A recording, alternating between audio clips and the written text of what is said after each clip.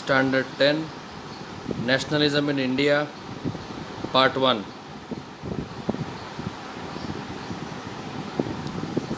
In this lesson we are going to look at certain concepts such as First World War, Khilafat and non-cooperation. Then we'll also look at the differing strands within the movements. ये जितने भी movements हुए थे फिर वो धीरे धीरे कहीं उनका जो मेन एम था वो खोता गया और सब अपने अपने हिसाब से उसको चलाते गए. फिर तीसरा towards civil disobedience and the last is sense of collective belonging. These are the four concepts to be studied in this lesson. Let us see the first one, the First World War, Khilafat and non-cooperation movement. As we all know, the First World War took place between 1914 to 1918. A Serbian nationalist, a revolutionist, had killed Archduke Ferdinand of Austria-Hungary, and thus the war had started. Now it was a turning point in the history of national movement and creating a new political and economic situation. First world war इतिहास के अंदर एक ऐसा मोड़ लेने वाला था जिसके ज़रिए पूरी दुनिया के अंदर नई पॉलिटिकल और इकोनॉमिक सिचुएशंस बनने वाली थी. National movement, it influenced new social groups and developed new modes of struggle. और जो खिलाफत और नॉन कोऑपरेशन मूवमेंट था उन्होंने नए नए सोशल ग्रुप्स, आपस में बनने वाले ग्रुप्स को बढ़ावा दिया और स्ट्रगल्स के, ब्रिटिशर्स से लड़ने के नए नए तरीके और ज़रिए उन्होंने डेवलप किए. It offered opportunity to demand concessions from Britain. इन्होंने वो मौका खड़ा किया फर्स्ट वर्ल्ड वॉर ने जिसके ज़रिए हम बतौर इंडियंस ब्रिटिशर्स से कुछ कंसेशन मांग सकते थे. कंप्लीट इंडिपेंडेंस का कॉन्सेप्ट नहीं था उस समय. ये था कि ऑटोनॉमी हासिल की जाए, यानी let British be the rulers but we will run our own country, ऐसी बात थी. लेकिन वो उस समय ब्रिटिशर्स ने अग्री नहीं किया and this resulted in hardships. लेकिन बदले में क्या हुआ, हम पे होने वाले जो टॉर्चर थे वो और बढ़ गए.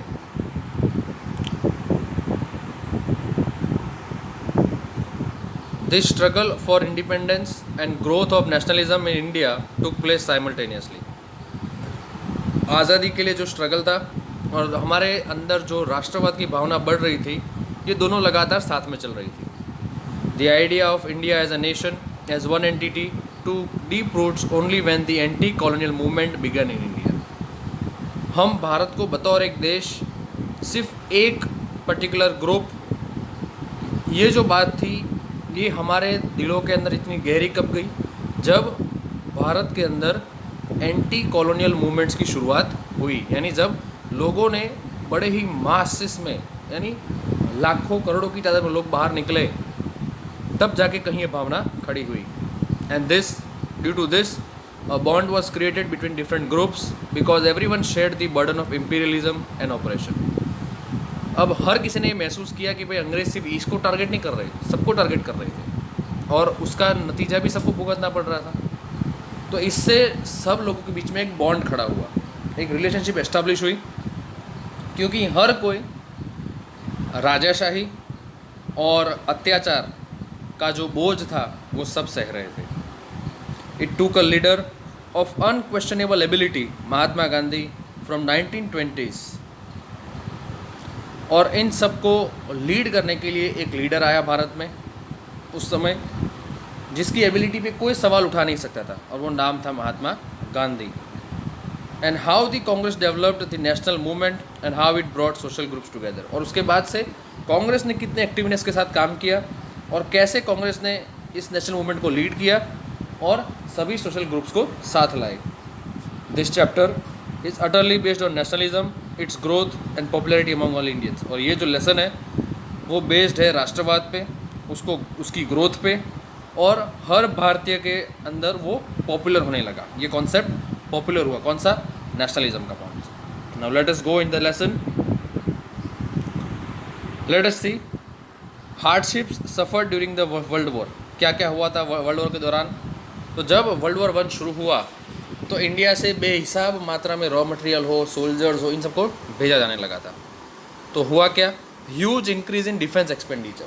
भारत युद्ध नहीं लड़ रहा था, लेकिन since being a colony of Britain हमें लड़ना पड़ा, और इसके चलते हमारा डिफेंस एक्सपेंडिचर बढ़ गया, क्योंकि हम सिर्फ अपना ही नहीं ब्रिटेन का भी कॉस्ट उठा रहे थे। इससे एक और प्रॉब्लम हुई, राइज इन प्राइजेस, कीमतों में बढ़ावा हो गया। डबल ऑफ वॉट दे वर इन 1913, 1913 में जो प्राइजेस थे क्रॉप्स के या फूड क्रॉप्स या किसी भी चीज़ के, अब लगभग उसका 2 गुना हो चुका था। एंड रिजल्ट, इसका परिणाम क्या निकला? सबसे ज़्यादा सफ़र करना पड़ा आम आदमी को। Common man had to suffer. Famine और crop failures were common between 1918 to 1921. Famine is a situation, either it is a drought, either it is a flood. ठीक है, both the cases can be considered as famine. और crop failure दोनों case में होता है। तो 1918 से लेकर 1921 के बीच में बहुत बार ऐसा हुआ। End result, according to census 1921, 12 to 13 million people died. आप अंदाज़ा लगाइए कि 1921 का जो सेंसस हुआ, मतगणना हुई, पॉपुलेशन काउंटिंग हुई, उसमें ये पता लगा कि 12 से 13 मिलियन लोग मर गए। A million is 10 lakhs।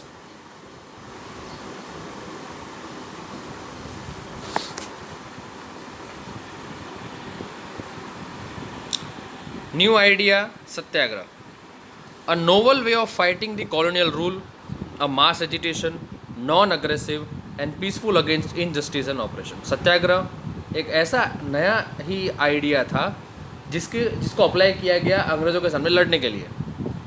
वो एक मास एजिटेशन था, यानी उसके अंदर लाखों करोड़ों लोगों ने पार्टिसिपेट किया। नॉन अग्रेसिव था, यानी अगर ब्रिटिशर्स आप पे हमला भी कर रहे हैं, माराझूड़ भी हो रही है, लाठीचार्ज भी हो रहा है, लेकिन सामने वाले व्यक्ति कोई रिएक्शन देते नहीं थे। वो ब्रिटिशर्स पे उन्होंने या ऑपरेसिंग फोर्स पे उन्होंने कभी हाथ नहीं उठाया, यानी वो नॉन अग्रेसिव था। और पीसफुल था, बल्कि बड़े ही शांतिपूर्वक वो काम करते थे। यानी रैली निकल रही है तो शांति से निकल रही है, कोई किसी से बातम बात नहीं, कोई मारामारी नहीं, कुछ नहीं। ये सब हो रहा था इनजस्टिस और ऑपरेशन के खिलाफ, अन्याय और अत्याचार के खिलाफ ये लड़ाई छिड़ चुकी थी अब। लेकिन कौन सी लड़ाई थी ये? पीसफुल लड़ाई थी, यानी बिना हाथ उठाए आज़ादी लेनी थी। Since India could not match Britain in force of arms, violent course would now not win independence. और उस समय ये बात सबको पता थी कि इंडिया के जो हथियार थे और ब्रिटिशर्स के जो हथियार थे, बहुत ज़मीन आसमान का फ़र्क था। ब्रिटिशर्स के पास उस समय की सबसे एडवांस वेपनरी थी, हमारे पास तलवार और भाले थे और गन्स जो नई नई भारत में आई थी। तो इससे एक अंदाज़ा लग चुका था भारतीयों को कि वो वायलेंस के दम पे तो नहीं जीत सकते थे। सत्याग्रह मीन्स इंसिस्टेंस ऑफ ट्रूथ। सत्याग्रह का मतलब होता है सत्य का आग्रह, यानी आप सच के ही ऊपर ही रहे। ठीक है, यानी you insist on truth. Not weapon of weak but of the strong. ये किसी कमज़ोर का हथियार नहीं था, लेकिन ताकतवर व्यक्ति का हथियार माना गया। It was not a physical but a moral force. यानी सत्याग्रह करने से व्यक्ति की बॉडी नहीं बनती थी, लेकिन उसकी बुद्धि ज़रूर बनती थी, यानी वो मेंटली स्ट्रांग होता था। और किसी भी लड़ाई में व्यक्ति फिजिकल से ज़्यादा मेंटली स्ट्रांग होना बहुत ज़्यादा ज़रूरी होता है। नाउ गांधी जी ऑर्गेनाइज्ड सत्याग्रह मूवमेंट्स, कहाँ कहाँ पे गांधी जी ने इसको एक्सपेरिमेंट किया था। सबसे पहले उन्होंने किया था चंपारण बिहार 1916 में। मुद्दा क्या था? Peasant rose against the unjust plantation system. अब वहाँ पे पीजेंट्स को या फार्मर्स को ज़बरदस्ती इंडिगो उगाना पड़ता था, वो फूड क्रॉप्स उगा नहीं सकते थे, ब्रिटिशर्स ने जो कहा वही उगाना था। इसके चलते महात्मा गांधी ने बिहार के चंपारण में साल 1916 के अंदर एक पीजेंट्स के लिए सत्याग्रह किया था। फिर साल 1917 खेड़ा डिस्ट्रिक्ट में हुआ सत्याग्रह। वो इसीलिए था कि वहाँ पे फेमाइन हुआ था और फार्मर्स टैक्स भरने की स्थिति में नहीं थे। तो गांधी जी ने उनको लीड किया और उनका मुद्दा था relaxation of taxes due to famine, और वो हासिल भी हुआ। और फाइनली 1918 अहमदाबाद में अमॉन्ग्स्ट कॉटन मिल वर्कर्स, वहाँ पे जो कॉटन मिल्स में जो वर्कर्स थे उनके राइट्स के लिए, वेजेस के लिए और बेटर वर्किंग कंडीशंस के लिए उन्होंने सत्याग्रह किया था। This were the 3 important satyagraha movements led by Gandhi ji between 16 to 18। अब इन सब के बीच साल 1919 में एक नया एक्ट लाया जाता है, उसे कहा जाता है role act. In 1919, the Imperial Legislative Council passed the act despite the opposition. साल 1919 में क्या हुआ? लेजिस्लेटिव काउंसिल जो था भारत का, उसने एक एक्ट पास किया, भले ही उसका विरोध किया गया. Now giving the government immense powers to detain political prisoners without trial and repress political activities. इससे क्या होता था कि सरकार को ये अधिकार मिल गए थे कि वो किसी भी पॉलिटिकल व्यक्ति को बिना कोर्ट के सामने हाजिर किए उसे अरेस्ट कर सकते थे और किसी भी प्रकार की पॉलिटिकल एक्टिविटी को वो रोक सकते थे. उसमें अब परमिशन की ज़रूरत नहीं होती थी. इसके सामने गांधी जी का क्या रिस्पॉन्स रहा? He wanted a non violent civil disobedience against such a repressive law. Mahatma Gandhi चाहते थे कि लोग नॉन वायलेंट ढंग से इसको डिसोबे करें, इसलिए इसका नाम था डिसोबीडियंस. सिविल मतलब लोग, तो लोग इसको डिसोबे करें एक नॉन वायलेंट ढंग से, क्योंकि ये एक रिप्रेसिव लॉ था. क्योंकि अब सरकार के पास, पुलिस के पास ये पावर आ गई थी कि वो चाहे उसे अरेस्ट कर सकते थे, चाहे उसे कितने भी साल जेल में रख सकते थे. And therefore in response to it he organised a हड़ताल ऑन अप्रैल 6, 1919. अब इस हड़ताल के कॉन्सिक्वेंस क्या रहे, परिणाम क्या निकले? Rallies organise in various cities. हर शहर में रैलियाँ निकली. रेलवे वर्कशॉप्स में वर्कर्स ने स्ट्राइक कर दी थी. Shops were close down. The British government panicked and arrested nationalists. अब सरकार डर गई और उन्होंने राष्ट्रवादी जो नेता थे, सब लीडर्स, उनको अरेस्ट करना शुरू कर दिया.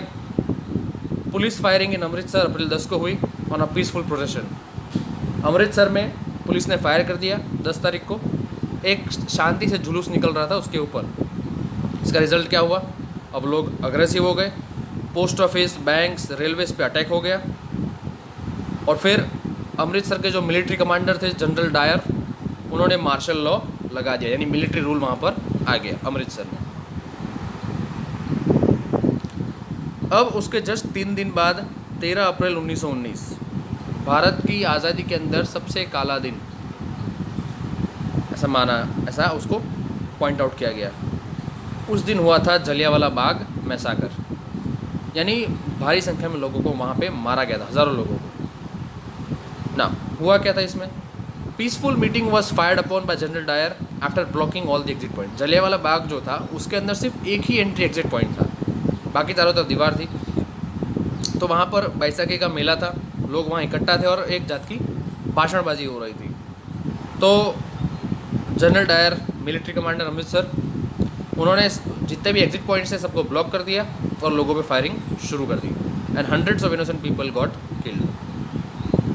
अब जनरल डायर ने ये ऐसा क्यों किया? What was the base? क्या रीज़न दिया गया उन्होंने? तो he wanted to strike terror in hearts of the Indians.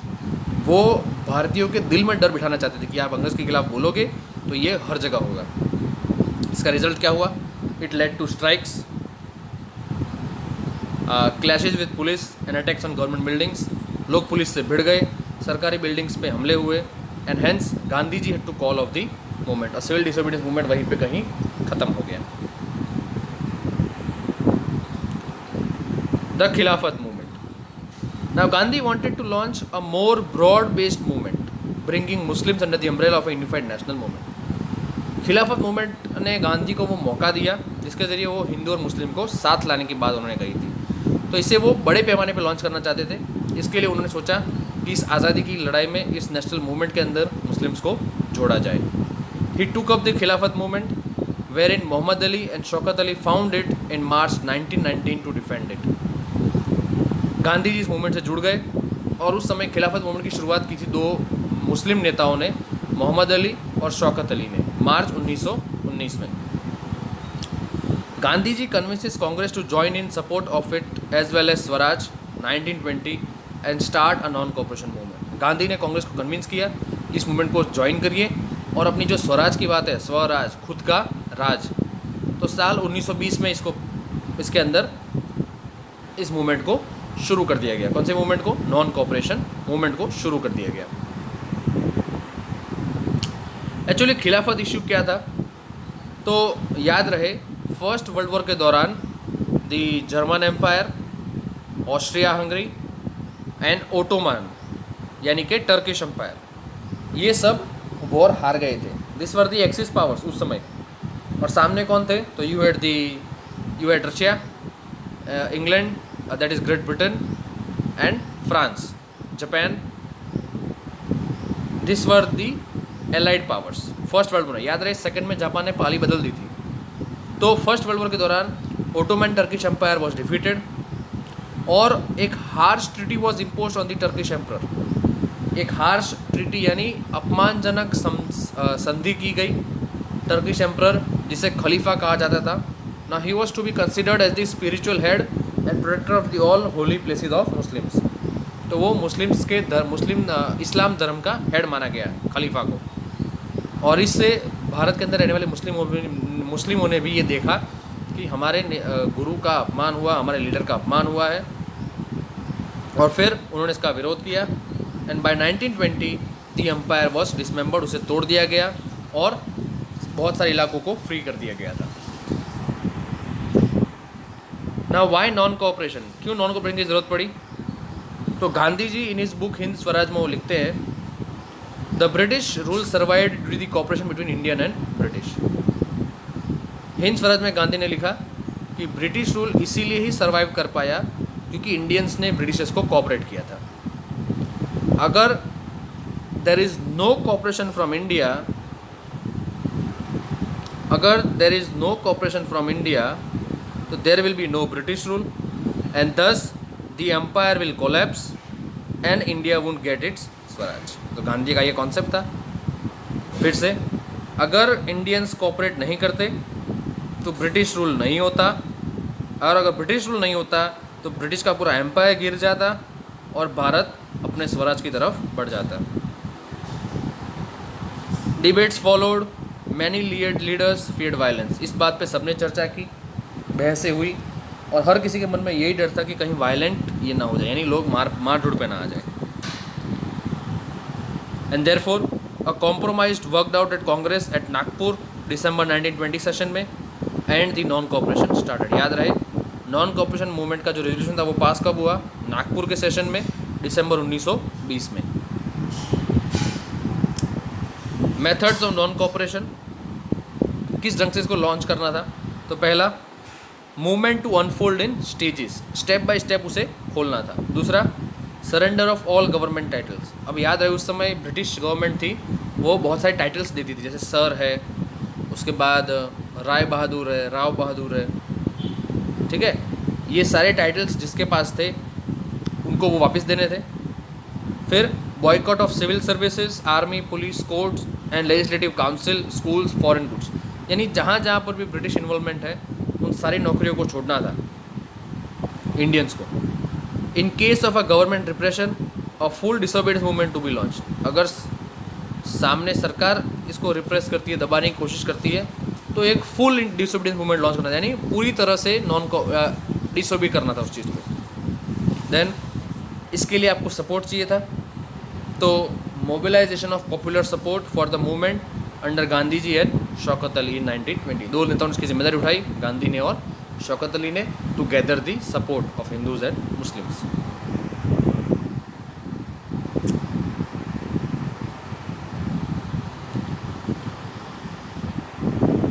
This is part 1. Thank you.